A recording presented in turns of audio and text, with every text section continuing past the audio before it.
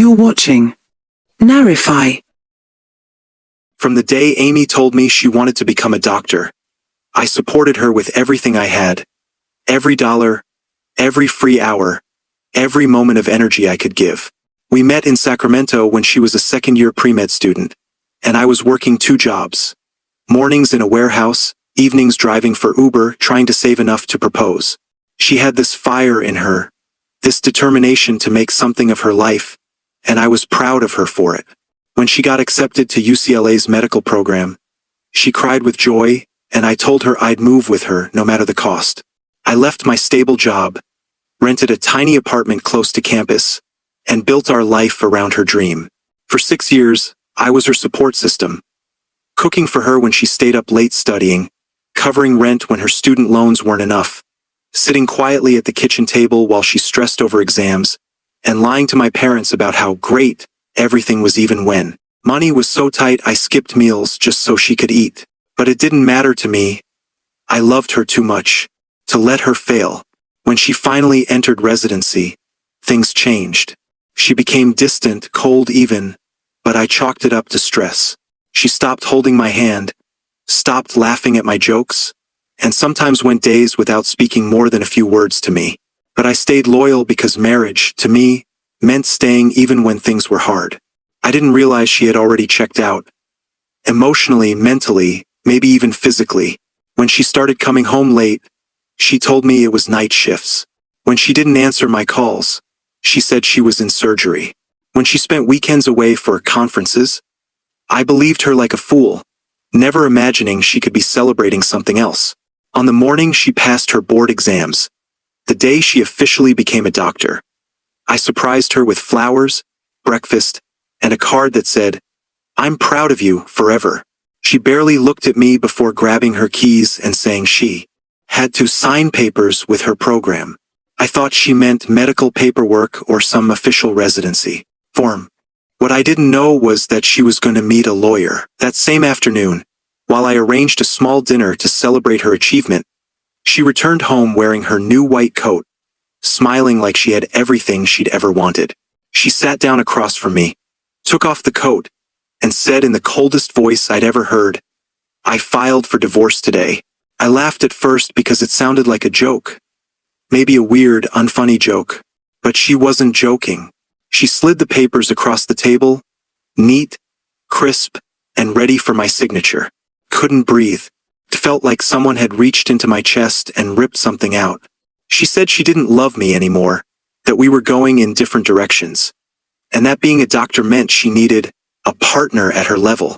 I asked her what that even meant, and she said I held her back, that she outgrew me, and that she didn't want to be tied down to someone without ambition. I stared at her, realizing this woman, this stranger, was not the same person I supported for almost a decade. I had given her everything, and she repaid me by discarding me the moment she succeeded. But the worst part wasn't the divorce. It was what I found out 3 months later. She hadn't just become a doctor that day. She had also started dating her supervising physician.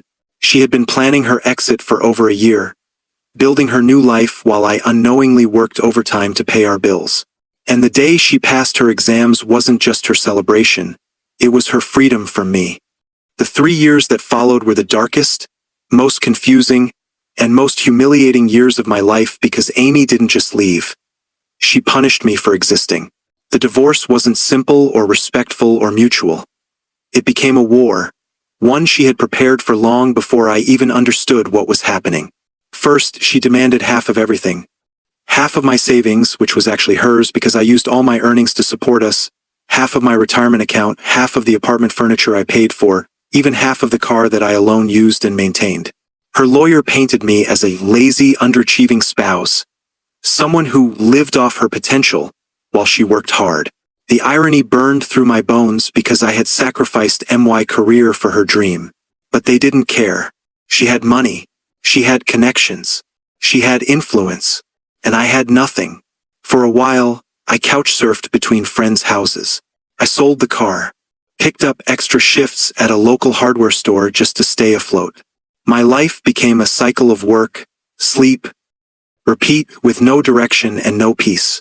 Every time I saw her social media, she looked perfect, glowing in her scrubs, smiling next to her new physician boyfriend, posing with groups of other doctors who probably knew nothing about me or the truth. Everyone praised her for her strength and independence, thinking she must have survived some terrible marriage to finally succeed. Meanwhile, I was drinking instant noodles for dinner and patching holes in shoes I couldn't replace. But the emotional damage hurt far more than the financial damage. I spent years asking myself what I did wrong, wondering if I wasn't enough, if my kindness was weakness, if my loyalty meant I deserved to be used. My friends told me she was just selfish, that I shouldn't blame myself. But when someone you devoted your life to throws you away like trash, the self-blame becomes automatic. I tried dating again, but every time a woman smiled at me, I felt this wave of panic, like she would eventually leave too. I started therapy, joined a gym, tried to rebuild my life piece by piece. Some days were easier. Some days were unbearable. Slowly, I found stability. I rented my own small place near Roseville, got promoted at work, and started taking online classes to eventually get a better job. I was finally healing, until the worst surprise of my life showed up one afternoon. Amy, standing outside my apartment door, dressed casually, looking almost friendly. I froze. Why was she here? After 3 years of silence, 3 years of her living her new life, she suddenly wanted to talk. She said she was in the neighborhood and thought we should catch up. My heartbeat didn't feel normal. Something was off. We sat awkwardly in my living room, and she started asking about my life, my job, my health, even my dating life. I answered with short replies, confused and annoyed. Then she dropped the real reason for her visit. I'm not with him anymore. I sat up. With who? I asked even though I knew. Dr. Harris, she said quietly. We grew apart. She said this as if karma suddenly slapped her. She said this like she expected me to sympathize. Then she said something that made me physically nauseous. I've been thinking, maybe we could talk again. Maybe we rushed things. She said it with a smile, like she was offering me some priceless treasure. I stared at her, feeling both anger and pity. The audacity shook me. She dumped me when she became successful, humiliated me, drained me financially, left me with nothing, and now she wanted me back because her life fell apart? It was unreal. I told her politely but firmly that I wasn't interested. She got defensive. She accused me of holding grudges, of being cold, of not forgiving her. When she left, I sat there stunned, realizing she came not because she loved me, but because she wanted support again, now that she had no one. I realized finally that she never loved me for who I was. She loved me for the convenience I provided.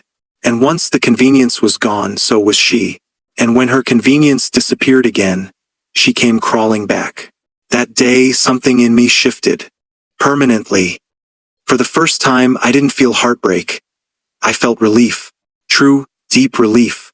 Because I finally understood that losing her wasn't a tragedy. It was the beginning of getting my life back. The final part of the story is not about Amy. It's about what happened after I finally closed that chapter for good. Just a month after she showed up at my door, I learned from a mutual acquaintance that she had been forced to switch hospitals due to unprofessional behavior with her supervisor. Her perfect life had cracks she tried desperately to hide. Some people whispered she was difficult to work with, others said she had clashed with senior doctors, and a few even said her relationship with Dr. Harris was more chaotic than anyone knew. But none of that mattered anymore. I had moved on. I had built a routine. Work, classes, gym, cooking simple meals, slowly improving my credit score, and building a future I could finally call my own. Then, something unexpected happened. I met someone. Her name was Naomi, a school counselor in Folsom, and she came into my life quietly. Nothing dramatic, nothing intense, just gentle, steady presence. She didn't rush me. She didn't demand things. She didn't compare me to anyone. She didn't treat me like an investment or a stepping stone. She simply asked how my day was and actually listened. Being with her felt safe, not stressful. Warm, not draining. Real, not transactional. I didn't tell her about Amy at first because I didn't want my past pain to poison this new chapter. But when I finally shared everything, every betrayal, every painful detail, every humiliation, she didn't pity me or judge me. She just said, "I'm glad you survived that. You deserve better." That moment healed me more than 3 years of time. Meanwhile, Amy tried messaging me twice more, once through email and once through Instagram, saying she wanted to apologize sincerely. I didn't reply, not because I was bitter, but because responding would reopen a door I had already shut forever. I wanted peace, not chaos. I wanted stability, not drama. And most importantly, I wanted a life built on mutual respect, not sacrifice for someone who only valued me when it benefited them. Today, I am not rich, not extraordinary, not perfect. But I am finally free, finally at peace, finally building something that belongs to me.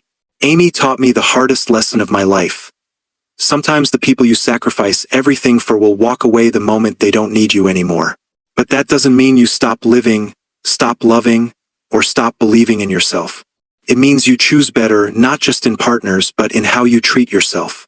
And as for Amy, the last update I heard was that she moved to a new hospital in San Diego. She's doing fine, I guess.